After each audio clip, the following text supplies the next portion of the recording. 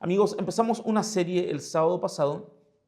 Es mi idea poder darle un poco de continuidad a lo que empezamos a desarrollar y a exponer. Y nos planteábamos un poco por qué si la iglesia en Argentina en los últimos años creció y se duplicó, nuestra sociedad y en nuestro país las cosas cada vez están más complicadas.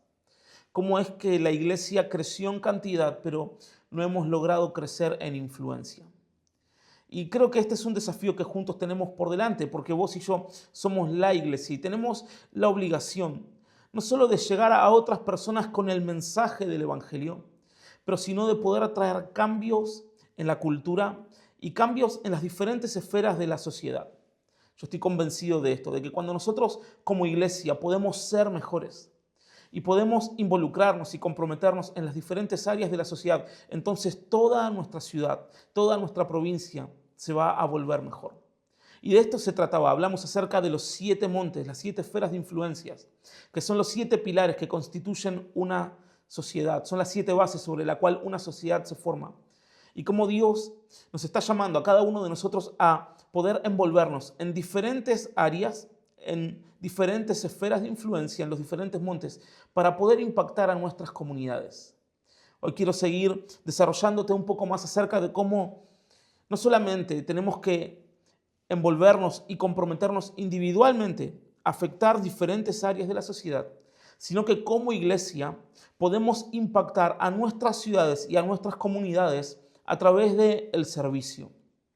En Hechos, el capítulo 13, el verso 36, te voy a leer de la Reina Valera, dice: porque a la verdad, David, habiendo servido a su propia generación, según la voluntad de Dios, dice, durmió o murió y fue reunido con sus padres y su cuerpo vio corrupción.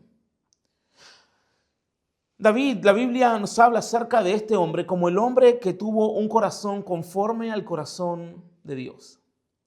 Y cualquier persona que se diga que tiene un corazón conforme al corazón de Dios, para vos y para mí debería ser un ejemplo y un modelo a seguir. Y David abrió un camino y él elevó la vara respecto a cómo no solamente es un hombre que amaba a Dios, pero conocía a Dios y reflejaba a Dios, o al menos lo hizo en diferentes etapas de su vida. Y me gusta mucho lo que dice Lucas, quien fue el autor del libro de los Hechos. Él dice que David sirvió. Y creo que esa palabra, servicio, debería ser una marca distintiva en tu vida y en la mía. Cuando nosotros leemos acerca de Cristo Jesús, nuestro gran modelo, nuestro gran ejemplo, nuestro Señor, nuestro Salvador, pero también el camino que nosotros estamos transitando, hay algo que tenemos que entender como iglesia. Y es que Jesús no solamente vino y predicó a las personas, no solamente vino a esta tierra a hablarle a las personas, pero Él sirvió a las personas. Hay veces como iglesia nosotros reducimos el evangelio a palabras, a mensajes, a repartir un folleto y solamente dar un discurso, que no está mal. Nosotros creemos hay suficiente poder en eso para cambiar y transformar vidas, pero también entendemos lo que la Biblia nos habla acerca de Cristo Jesús, nuestro modelo, porque en Hechos 10:38, Pedro, hablando acerca de Jesús, dice que Jesús anduvo haciendo el bien. No solamente anduvo anunciando el bien, no solamente anduvo hablando el bien o predicando el bien, pero él anduvo haciendo el bien a las personas. No solamente enseñando, pero impactando a las personas, cada gente que se cruzaba a lo largo de su camino, en diferentes aldeas y ciudades, Jesús las impactaba de una manera práctica. Tocaba a los enfermos, alimentaba a los hambrientos, se acercaba a los marginados, restauraba a los caídos, liberaba a los oprimidos. Donde había una necesidad, Jesús la suplía y animaba a sus discípulos a hacer exactamente lo mismo. Y acá radica un poco nuestro problema, y veces que muchas veces nosotros queremos servir a Dios, queremos hacer las obras de Dios o queremos seguir el ejemplo de Cristo Jesús sin hacer el trabajo que Él hizo. Muchas veces somos buenos para decir lo que Él dijo, pero no para reflejar y modelar lo que Él modeló. Amigos, si vos y yo queremos influir, amiga, si queremos generar un impacto en nuestra ciudad, si queremos que San Justo sea mejor, si queremos que La Matanza sea mejor, si queremos que Buenos Aires sea mejor, no solamente tenemos que meternos en la cultura, pero también tenemos que desarrollar una postura de servicio, una actitud de servicio y entender que como Jesús lo modeló y como la Biblia lo enseña y lo transmite, hay una influencia que vamos a tener sobre nuestra sociedad que únicamente va a llegar cuando nos pongamos a servir a nuestras comunidades. Un gran hombre de Dios, un pastor llamado Tim Keller, él dijo que para que una ciudad cambie de verdad, y yo no sé vos, pero yo quiero que San Justo cambie, y quiero que La Matanza cambie, quiero ver a Buenos Aires transformada. Este hombre de Dios decía que tiene que haber, primero, nuevas personas alcanzadas, segundo, tiene que haber vidas transformadas, y tercero, tiene que haber una presencia real de la iglesia en la comunidad.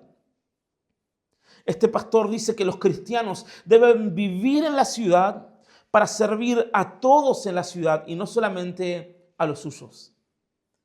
Y pensá, hay veces nosotros cuando tendemos a pensar en servicio, pensamos en cosas que podemos hacer dentro del auditorio y está bárbaro y tenés que seguir haciéndolo si lo haces. Si no lo haces, yo quiero animarte que lo hagas porque lo estás haciendo, lo vas a hacer para Dios. Y es edificar la casa de Dios, es edificar la iglesia local. Pero para poder impactar nuestra ciudad, ese mismo corazón servicial que nos lleva a edificar la casa del Señor, lo tenemos que trasladar afuera y servir a nuestras comunidades. Ahora, ¿por qué? ¿Por qué tenemos que servir? Amigos, hay algo que sucede cuando nosotros dejamos de ser el centro de nuestra propia vida. Cuando dejamos de ser egocentristas y cuando todo deja de girar en torno a las cosas que me están pasando o las cosas que me están faltando o las cosas que estoy necesitando. Algo cambia dentro nuestro cuando nosotros podemos acercarnos a otros, cuando podemos servir, cuando dejamos de girar en torno a nuestros conflictos, algo se empieza a ordenar en nuestro interior. Y tal vez te habrás dado cuenta si pasaste por algún momento difícil en tu vida. Seguramente tal vez lo experimentaste, que al ponerte a servir a otras personas en medio de tu situación, te diste cuenta que tu perspectiva y tu enfoque cambió de manera radical. Porque sencillamente te dejaste de enfocarte en lo que estabas pasando para poder extender ayuda, gracia y servicio a otras personas. Algo poderoso sucede en nuestro interior cuando nosotros empezamos a servir. ¿Sabes por qué? Porque el servicio es un llamado de Dios a nuestras vidas. No es el llamado de un pastor, no es el llamado de un hombre, no es el llamado de tus papás o de tu jefe. Es Dios diciéndonos, llamándonos a servir.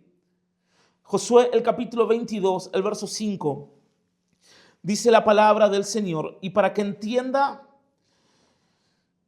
puedas entender que lo que estamos hablando, y en esto quiero enfatizar, para que vos puedas entender que lo que te estoy diciendo no son opiniones personales, te voy a leer varios textos. El primero está en Josué y después te voy a leer varios del Nuevo Testamento. Dice Josué el capítulo 22, el verso 5, pero asegúrense de obedecer todos los mandatos y las instrucciones que Moisés les dio. Dice, amen al Señor su Dios, anden en todos sus caminos, obedezcan sus mandatos, aférrense a Él y termina diciéndoles, sírvanlo con todo el corazón y con toda el alma. Sirvan a Dios con todo el corazón y con toda el alma. Dios habla a través de Josué al pueblo de Israel. Josué está a punto de morir y el pueblo de Israel tiene un pasado donde sus padres habían adorado a los dioses de Egipto y en su presente, en la tierra que ellos están conquistando, están rodeados de personas que tienen otros dioses. O sea que el pueblo de Israel está acostumbrado a vivir con ser unos idólatras, o sea, gente que tiene su corazón y su lealtad dividida o su adoración dividida. ¿Por qué te marco esto? Porque Josué antes de morir, él junta al pueblo y les dice, mire, ustedes tienen que tomar una decisión ahora y Dios va a ser testigo. Van a servir a los dioses de sus padres, van a servir a los dioses de los egipcios, van a servir al Dios de los amorreos, al Dios de los cananeos, o van a servir al Señor su Dios. Josué dijo, en cuanto a mí, yo y mi casa serviremos al Señor. Y Josué les dice, si ustedes van a servir a Dios, la manera de hacerlo es hacerlo con todo el corazón y es hacerlo con toda el alma. Porque, amigo, Dios no solamente estableció un principio que es el servicio. Dios estableció una manera. Dios no solamente está buscando que le sirvas, Él está buscando que le sirvas con lo mejor. Él está buscando que le sirvas con lo mejor de tu corazón. Él está buscando que le sirvas con lo mejor de tu alma. Dios no está interesado en tu servicio parcial. Dios no quiere que mi servicio se divida entre mis intereses personales y los intereses de su reino. Jesús dijo algo similar. Mateo el capítulo 6, el verso 24. Dice, nadie puede servir a dos amos, pues odiará a uno y amará al otro. Será leal a uno y despreciará al otro. No se puede servir a Dios y estar esclavizado al dinero. Jesús establece el mismo principio que Josué le había dicho a Israel. No podemos servir a Dios cuando tenemos ganas. No podemos servir a Dios cuando lo sentimos. No podemos servir a Dios cuando lo consideramos conveniente. El servicio a Dios es a todo o nada. Es lo que Jesús dice. No pueden servir a dos señores. Y todos nosotros llegamos a un momento donde definimos a quién pertenece nuestra vida. ¿Y cómo sé que mi vida pertenece a Dios? Por mi servicio. Por mi servicio. No solamente importa si sirvo, importa desde dónde sirvo, importa cómo sirvo, importa con qué corazón lo hago. Romanos el capítulo 7, el verso 6 dice, pero ahora fuimos liberados de la ley porque morimos a ella y ya no estamos presos de su poder. Y el apóstol le dice a la iglesia de Roma, ahora podemos servir a Dios, no según el antiguo modo que consistía en obedecer la letra de la ley, sino mediante el nuevo, el de vivir en el Espíritu. En otras palabras, nuestro servicio no es un acto mecánico, religioso, obligado. Amigo, si vos estás haciendo cosas para no estar mal con tus papás, si vos estás sirviendo para no estar mal con tu líder o para que nadie te diga nada, no es el corazón que Dios está buscando. No se trata esto de cumplir con una obligación, es responder desde un corazón transformado. El servicio que Dios busca es algo orgánico, natural, que nace de un corazón, primero, que está enamorado de Cristo Jesús. Segundo, un corazón agradecido por su gracia. Y tercero, es el fruto de un corazón que nació de nuevo. Porque al viejo hombre, la Biblia habla acerca del viejo Adán, a la naturaleza caída le cuesta servir. ¿Por qué le cuesta servir? Porque somos seres totalmente egocéntricos, competitivos, que comparamos y que constantemente el servicio choca con nuestro orgullo, con nuestro ego. Pero cuando nacemos de nuevo, cuando morimos al viejo hombre y ahora tenemos la naturaleza de Cristo en nosotros, aquellos que nacieron de nuevo, a la nueva naturaleza no le es un problema servir. Colosenses, el capítulo 3, el verso 23. Te voy a leer de la Reina Valera otra vez. Dice, y todo lo que hagan o todo lo que hagáis, hacedlo de corazón, como para el Señor y no para los hombres, sabiendo que del Señor recibiréis la recompensa de la herencia, porque a Cristo el Señor servís. No solamente el apóstol Pablo le está hablando acerca del servicio que tienen que hacer en la iglesia, no solo le está hablando acerca de limpiar un auditorio, tocar un instrumento, sacar una foto, acomodar gente, no. Él está hablando a la iglesia, y en la iglesia de los colosenses hay personas que tienen buena reputación y buena posición económica, y también hay esclavos. Y a esa clase de gente el apóstol Pablo les habla y les dice, todos aquellos que están trabajando, que tienen un empleador por encima de ustedes, cuando van a su trabajo recuerden que lo que hacen no lo hacen para su jefe, háganlo con todo el corazón porque lo hacen para el Señor. Porque, amigo, el servicio no es algo que hacemos en el auditorio, no es algo que hacemos una vez a la semana, forma parte de la identidad de aquellos que hemos nacido de nuevo. El servicio es la respuesta de aquellos que hemos tenido un encuentro con Jesús. Entonces ahora nuestro servicio no está limitado a un espacio, no está limitado a un horario. Vos y yo podemos servir cuando estamos en Invictos, podemos servir los domingos, podemos servir los martes, podemos servir en un campamento, podemos servir en una conferencia y podemos servir en nuestro trabajo, podemos servir en nuestra aula, podemos servir ante nuestros padres o ante nuestros cónyuges o a nuestros hijos. Podemos hacer del servicio no algo que hacemos, sino algo en quienes nos hemos convertido. Y eso quiero desafiarte, que si vos y yo vamos a impactar nuestra comunidad, si vos y yo vamos a conquistar ese monte, tenemos que hacerlo con un corazón servicial, dispuesto a bendecir a las personas. Gálatas 5:13 dice, pues ustedes, mis hermanos, han sido llamados a vivir en libertad. Pero no usen esa libertad para satisfacer los deseos de la naturaleza pecaminosa. Al contrario, usen la libertad para servirse unos a otros por amor. La libertad que vos y yo tenemos en Cristo tiene un propósito. Y es que yo te pueda servir y vos puedas servir a la persona que está a tu lado, te caiga mal o bien. Y puedas servir a las personas que están en tu aula, en la fábrica, en la oficina, en el lugar donde trabajás, en el lugar donde vivís, que puedas servir con todo tu corazón. El Salmo 100, el verso 2, la versión Reina Valera dice, servid a Jehová con alegría y venid ante su presencia con regocijo. Servid a Jehová con alegría. No solamente la palabra nos enseña a servir, y no solamente la Biblia nos plantea si el problema es si servimos o no. Lo que la Biblia nos quiere llevar a pensar, y es lo que estoy buscando que juntos reflexionemos esta noche, ¿cómo voy a servir a Dios? El salmista dijo, sirvan a Jehová, sirvan a Dios con alegría. ¿Cómo voy a servir a las personas? ¿Cuántas personas hemos conocido a lo largo de estos años en la iglesia que a la hora de empezar un servicio lo han hecho realmente felices y contentos a la hora de poder servir en una sede o liderar un racimo o limpiar el auditorio o cuidar autos, lo que sea?